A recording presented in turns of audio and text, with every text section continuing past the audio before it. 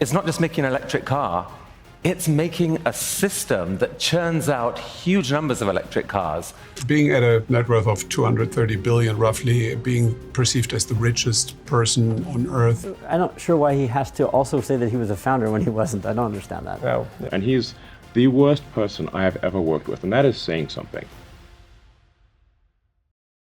5 people founded Tesla, but only one became a billionaire.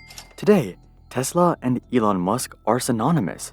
Elon has led the company since 2008, and it was under his leadership that the company evolved from being a nearly bankrupt startup to a trillion-dollar automotive giant.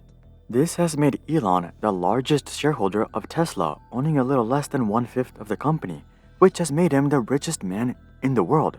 But Elon wasn't the only key player at Tesla. In fact, he wasn't even one of the original founders.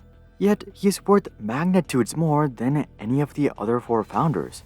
Only one of the other founders, J.B. Straubel, has even reached billionaire status, coming in at $1.3 billion. But that was 1 year ago, when Tesla stock was at its peak. Since then, Tesla stock has sold off 48%, so it's unlikely that JB is a billionaire anymore. Obviously, this isn't to say that the other founders are not well off, given that they're likely worth tens of millions, if not hundreds of millions. But when you compare these figures to Elon's $200 billion fortune, they're nothing. Elon literally has daily net worth swings that are worth more than the net worths of all of the other founders combined. So why is Elon Musk the only Tesla co-founder that became stupid rich? Taking a look back, Tesla was originally founded by 2 men named Martin Eberhard and Mark Tarpenning on July 1, 2003. Martin served as the CEO of the company, while Mark served as the CFO. Their dream was to create a modern technology-based automotive company with a focus on batteries, computer software, and proprietary motors. But while they had high ambitions, something that they didn't have was money. If this was an internet-based company or some sort of app, they may have been able to get away with bootstrapping it. But given that this was an automotive company, that just wasn't gonna fly. So they would set out to raise money almost instantaneously, and they would close their Series A round of funding in February of 2004. They would actually raise a substantial amount of money, coming in at $6.5 million. But almost all of that came from a single individual investor, Elon Musk. According to Elon, he invested $6.35 million and Martin invested $75,000. Some other sources actually report that the initial funding round was worth $7.5 million, and that Compass Technology Partners and a few others threw in the last million. Either way though, Elon was by far the largest investor, and he was far from being done. In the meantime, Martin and Mark were building out the initial Tesla team. The first person that they hired was Ian Wright, and a couple of months later, they would hire J.B. Straubel as CTO. Today, these 5 men are the ones that are credited with founding Tesla. Elon was definitely an involved investor from day one, as he played an active role in the development of the original Tesla Roadster. But he wasn't quite an employee per se, given that he wasn't that involved in the company's daily activities. That didn't really matter though, because by far Elon's largest contribution to Tesla in the early days was capital. And let's just say, he kept the capital flowing. About 2 years after Series A, Elon would lead a Series B funding round that ended up raising $13 million and added Valor Equity Partners to the funding team. And just 4 months after that, Elon would co-lead a Series C funding round that raised $40 million and got many of his tech friends involved in Tesla. This included the co-founders of Google, Sergey Brin and Larry Page, as well as the former president of eBay, Jeff Skoll. Elon would finally round off all the fundraising with a 4th round of funding that raised $45 million. These were all the funding rounds that Elon happily engaged in. But there was actually one more unexpected round of funding. The dark days of 2008 would force Elon to put everything else he had into the company. And by the time the company got to the other side, they had raised a total of $187 million.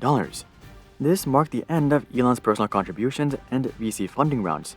Since then, Tesla has primarily relied on governments, other car companies, and public investors for capital. And fortunately, none of these have required too much dilution. All of this left Elon with a ginormous 28.4% stake at IPO. Meanwhile, the original founders were essentially diluted into oblivion, especially because they weren't able to contribute much to these funding rounds themselves. Neither Martin nor Mark have ever revealed details regarding their Tesla stake during this time period, but it was likely in the single digits. That's nothing to scoff at though. Even a 5% stake in the company would be worth $34 billion. So how did Martin and Mark go from being future deca-billionaires to not even billionaires? Well, that can be explained by the ousting of the founders. Elon Musk fanboys usually like to pretend that this never happened. Meanwhile, Elon Musk haters like to frame this as Elon being a greedy investor who wanted more power. But in reality, neither of these are what really happened.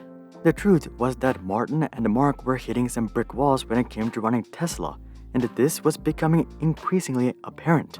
Martin had set up a rather inefficient supply chain that encompassed 3 continents. First, much of the Roadster's parts and materials were sourced from all over Asia. Then it had to be assembled and safety tested in England. And finally, it had to be shipped to North America to be delivered. This was obviously not very efficient, and it made the production cost of the Roadster far higher than the purchase price. Martin didn't really want to admit this, so he allegedly misled investors regarding how much the Roadster would cost to produce. Elon claims that Martin assured him that the Roadster would cost $65,000 after the first 100 units. However, knowing how inefficient Tesla's supply chain was, Elon was sus of these numbers. So he ordered a detailed cost breakdown of the car, and it turned out that it was closer to $120,000. Apparently, even that was being generous. By the time they actually got past the first 100 units, the materials alone were costing them $140,000 per car. For obvious reasons, Musk was triggered and moved to fire Martin. The right way to approach this situation would have been to set up a meeting with Martin and hash out their differences. Martin claims that he was well aware of his shortcomings and that he himself had brought up the idea of bringing in a more experienced CEO to replace him. So I'm sure they could have come to an amicable solution if they had just set up a meeting.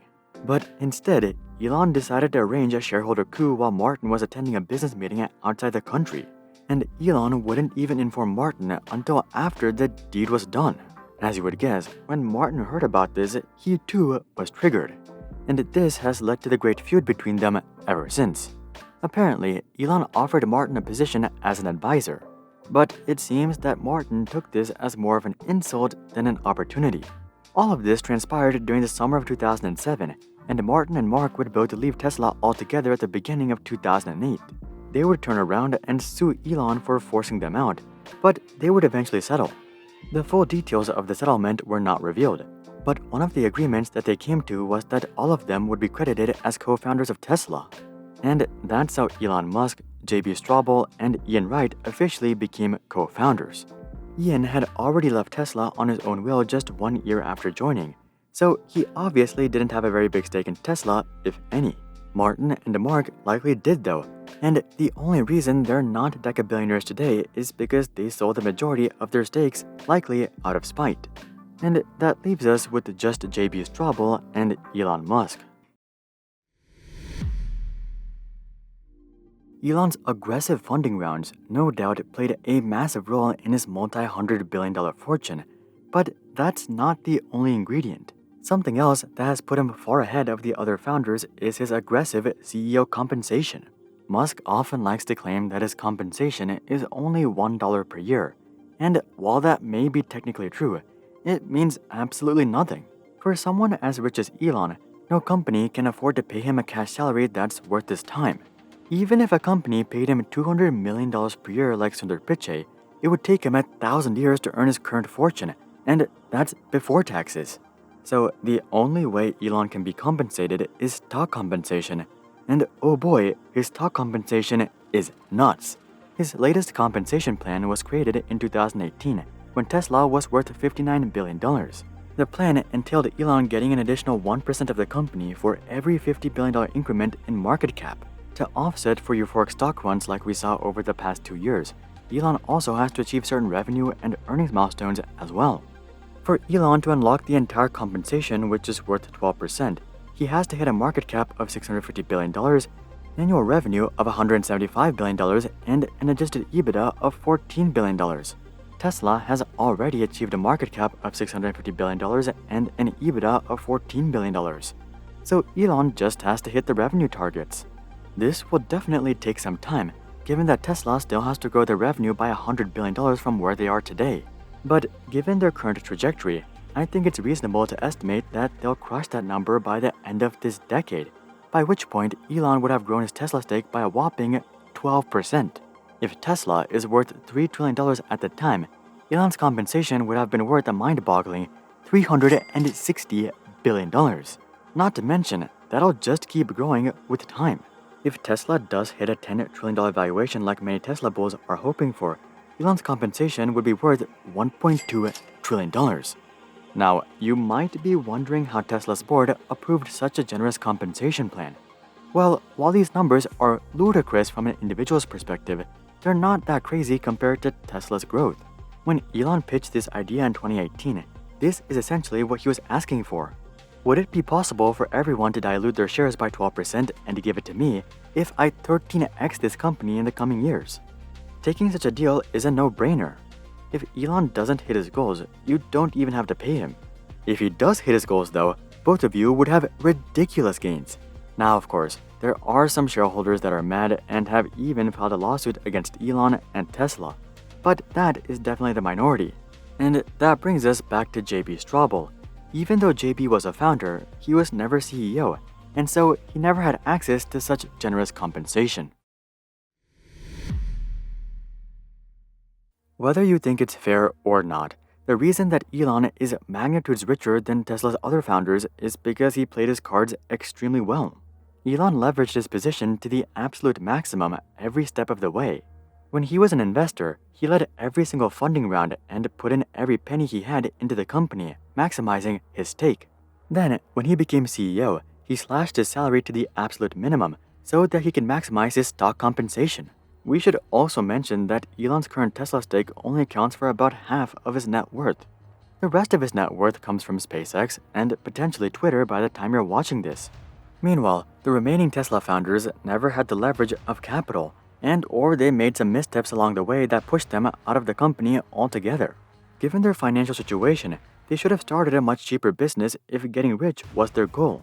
But honestly, I don't think they mind too much.